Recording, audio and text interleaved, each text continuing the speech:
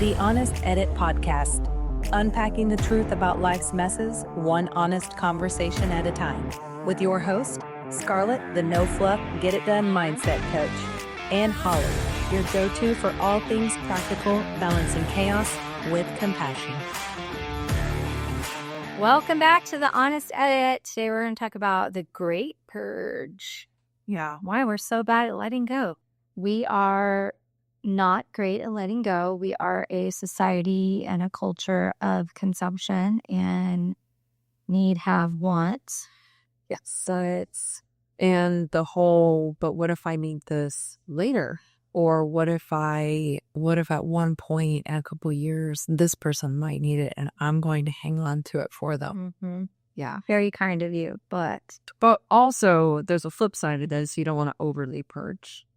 Yeah, I think a lot of times clients will make a statement because they're under the impression that we're going to make them let go absolutely everything. And that's just not the case. Like, I have some really amazing clients that are over purgers, and I got to kind of like slow them down and say, hold on, you might need this. You only have 5 sweaters. And not Christmas. I'm a month for, they got for iPhones or smartphones for you Android users. I don't want to not misrepresent their phone availability. Don't want to leave anybody out. Yeah, I know. But anyways, no, we do have over purgers, and you really need to take a moment and say, oh, I might need this, because you're going to order it again and whatever, right?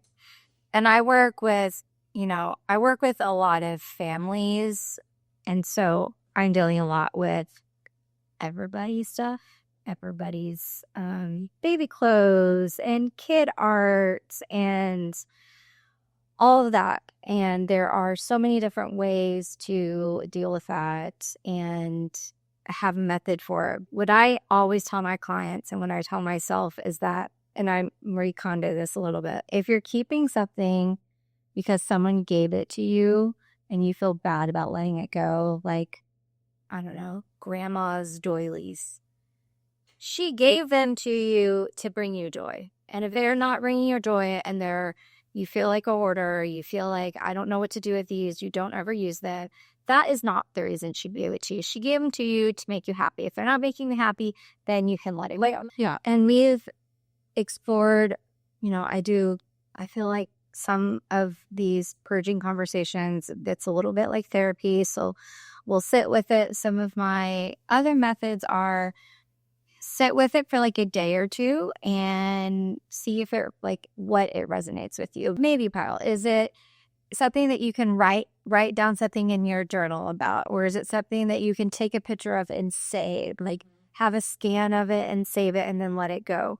So there's lots of different ways that you can do that. But my mom gave me a box and she did it so, I see you, Ma.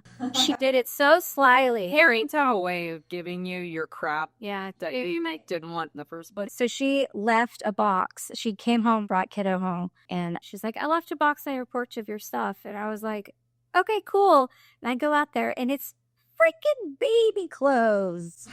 And I'm like, it was her memories that then she put down on me. Yeah.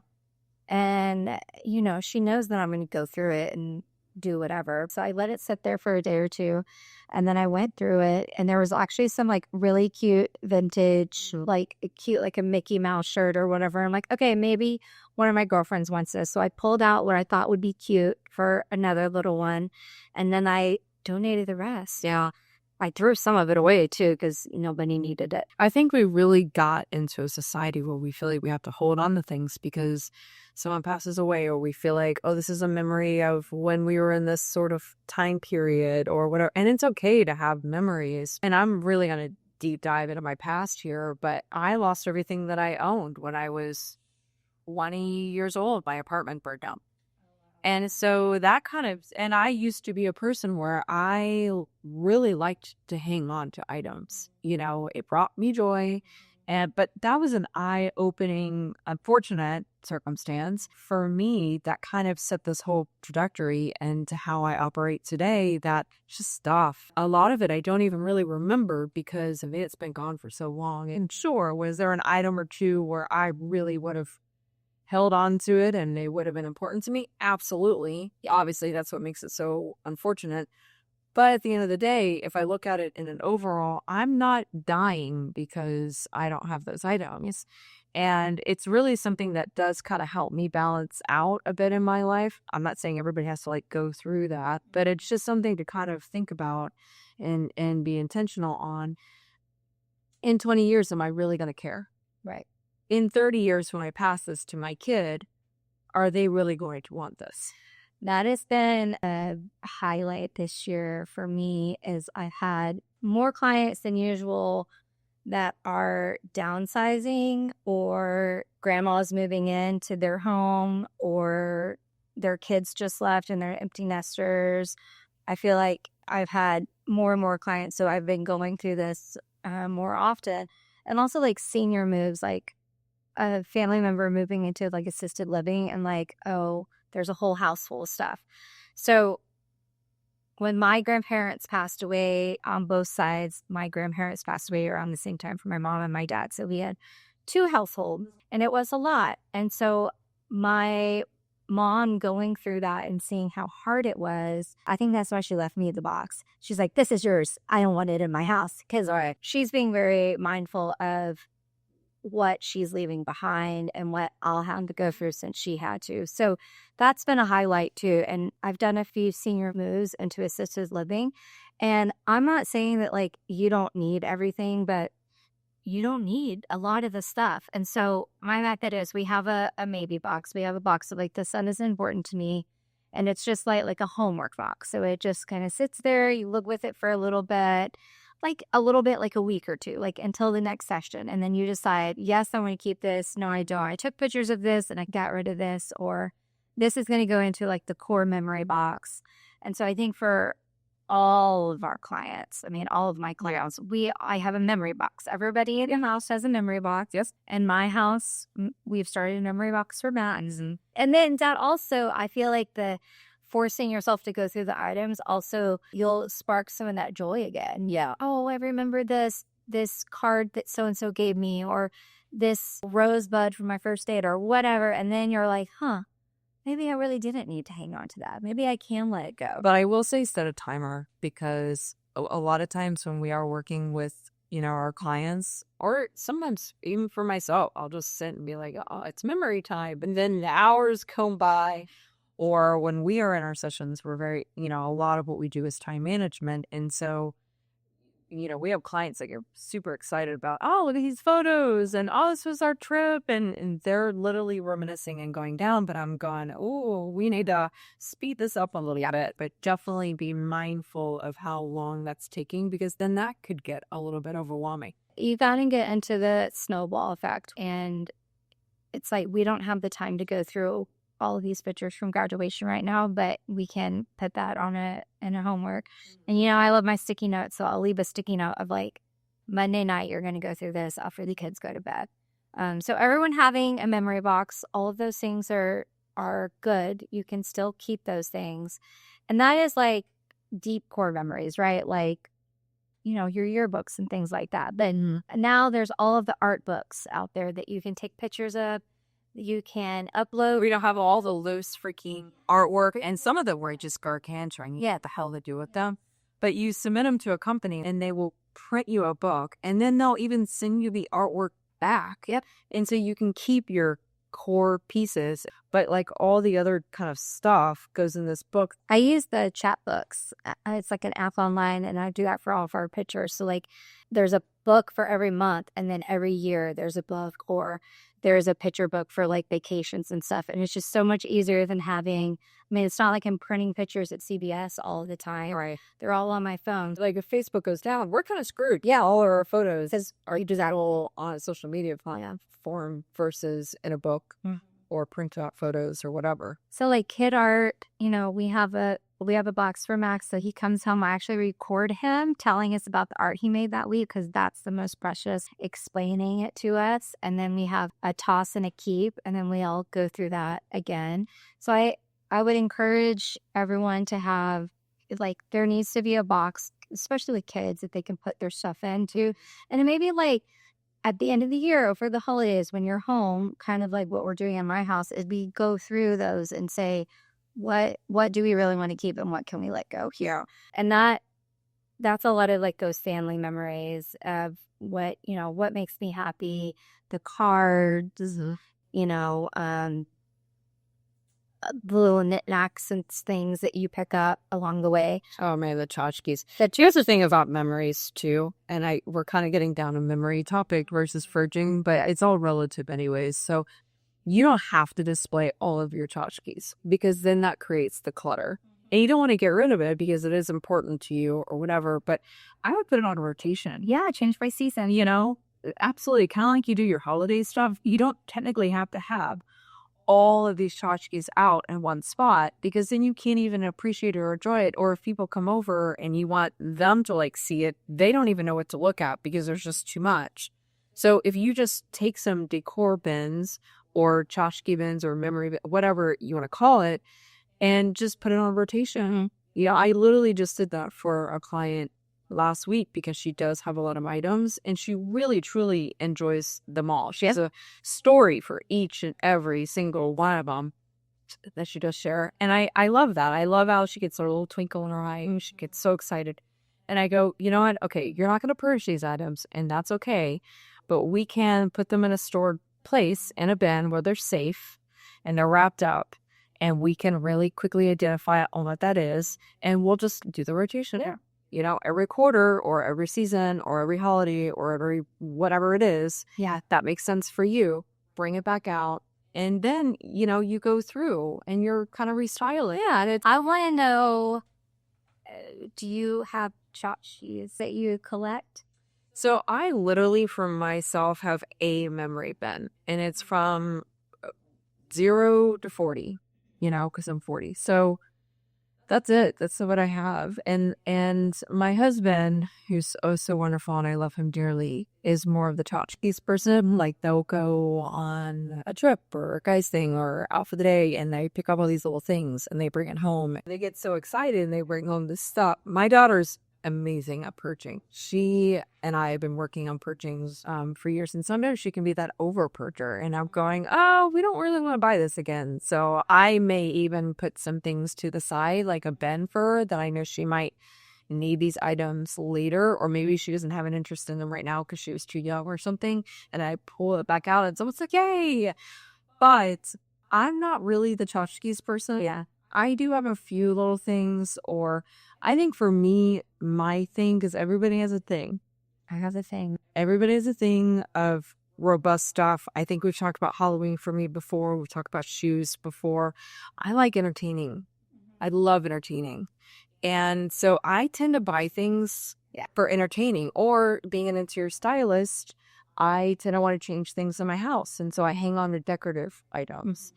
But I have to be intentional of when am I going to go through these decorative bins and purge. And that's like my seasons. Yeah. Or every quarter I go through and I go, am I really going to hang up fish art again? I did like a fish theme. I don't know what the hell I was thinking, but I had a whole Africa living room at one point when I was in my 20s. It's very different from what you have now. Well, I was in my 20s and I worked for Pier 1 I worked for Pier 1. I was their store manager, and when a new truck came in with all the really pretty items, I'd go and I'd set a budget.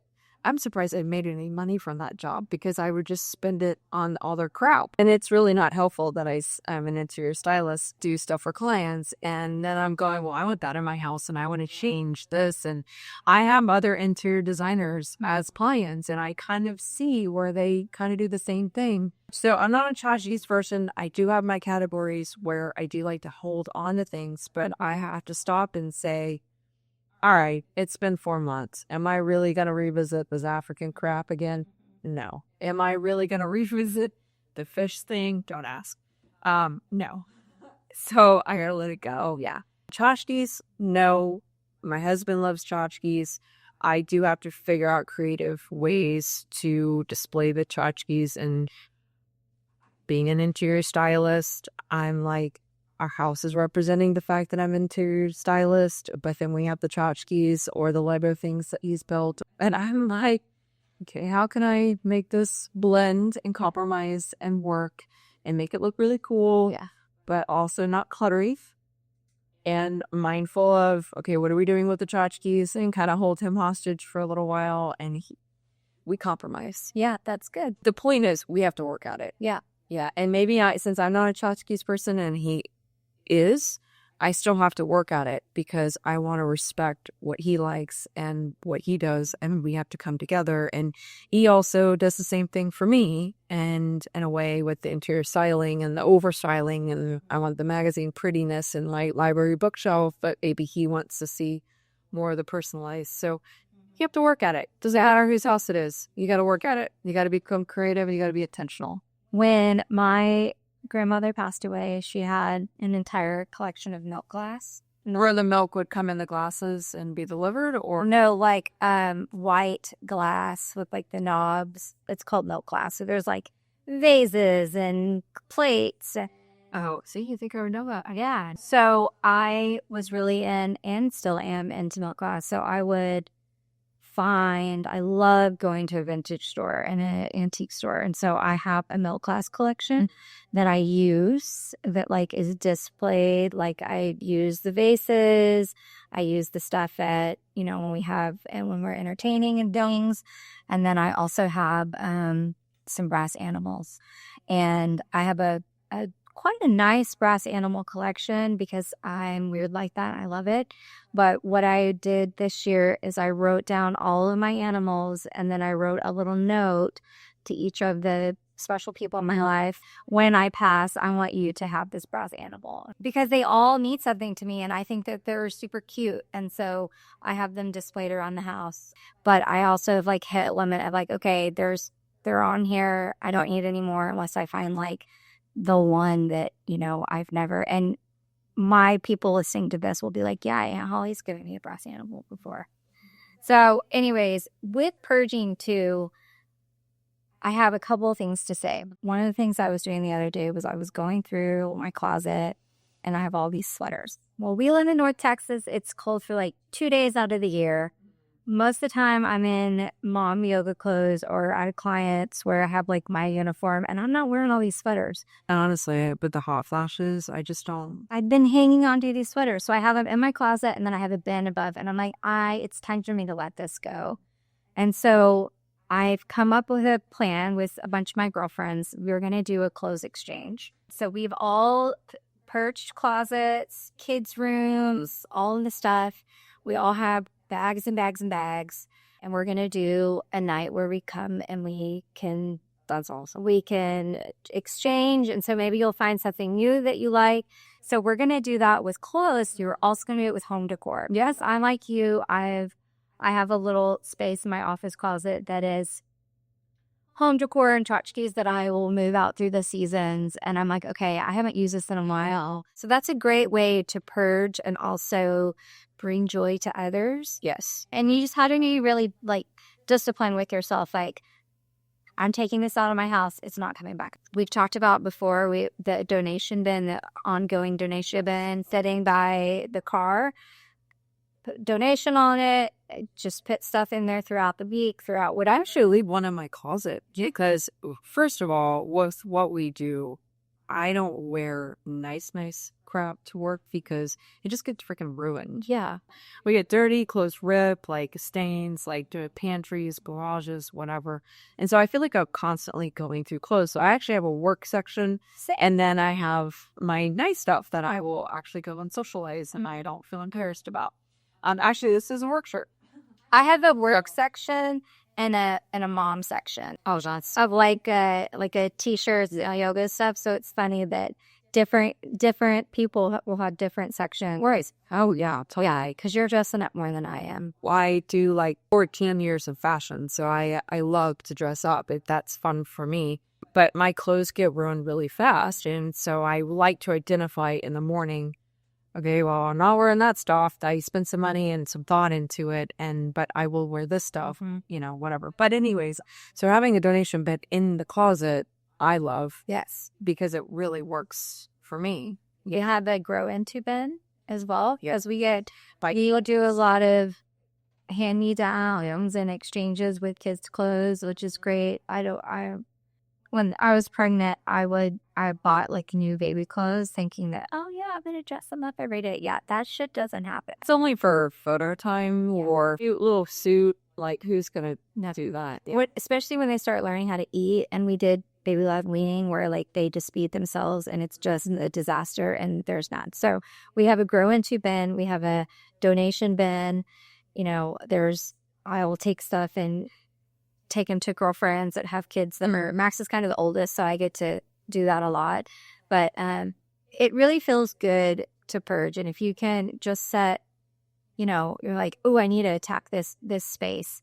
Set 20 minutes. Go through, see what you can get done in 20 minutes. And in most cases that I find with my clients, they get excited about it. Yeah. It feels good. And again, it's the snowball and they want to do more and more and more. It's motivating. And then, you have 10 spatulas. Let's keep the best 3 spatulas and check on the throw. Unless you're like a professional chef, you don't need that much. No, just keep the best, get rid of the rest.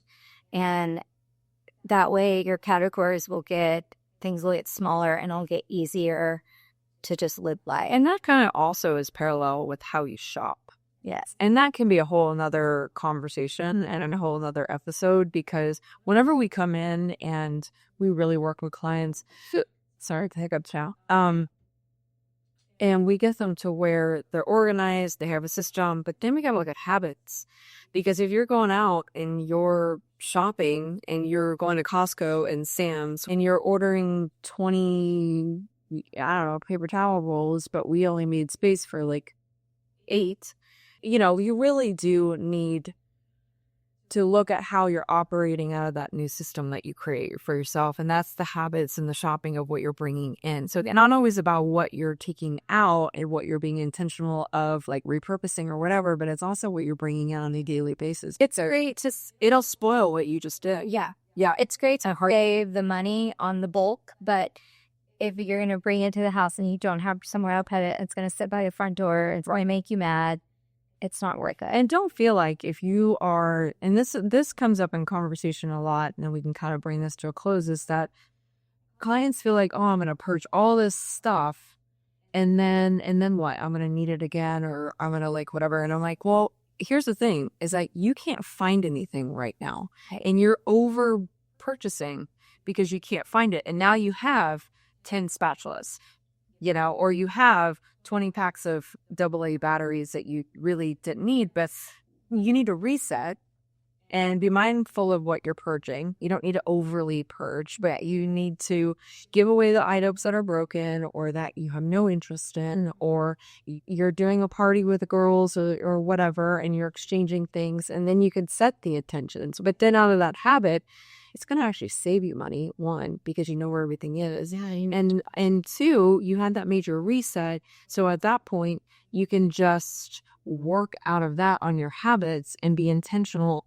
not only how you're purging, but also how you're running that new system, right, which is the shopping habits. You're not overly buying, and you can run a better schedule and save money that way, budget a little bit better, because you're finding things. And it's all full circle. Oh, man. A friend that we cleaned out his garage and he had 20 plus at every tool. Yep. Because they would get lost in there.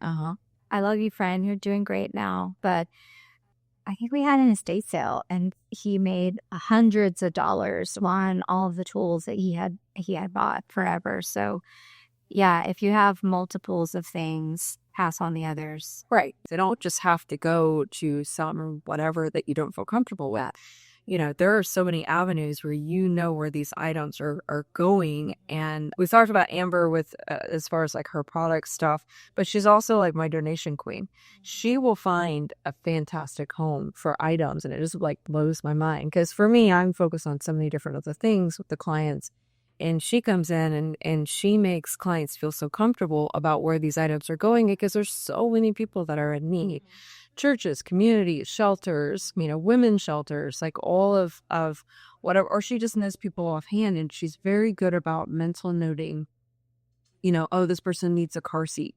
And then we work a project the following week, and the client's like, well, I don't want to just give it away. And I'm like, well, there's this family that really needs, And so it's like, if you know where these items are going, you're going to it's kind of like with you and your friends, where these items are going, and they're going to a good home. They're just not going to go to a landfill. Yes. Or they're just not going to go to some dingy whatever, maybe not get picked up again. Yeah. They're going to be utilized for somebody that actually needs it. Yeah. Right. That's right. And then you have less stress because you've gotten rid of the stuff you don't need. Right. Also, everybody needs an amber.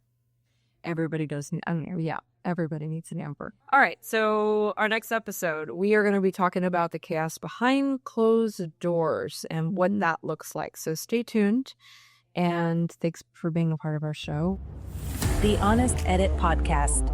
Unpacking the truth about life's messes, one honest conversation at a time.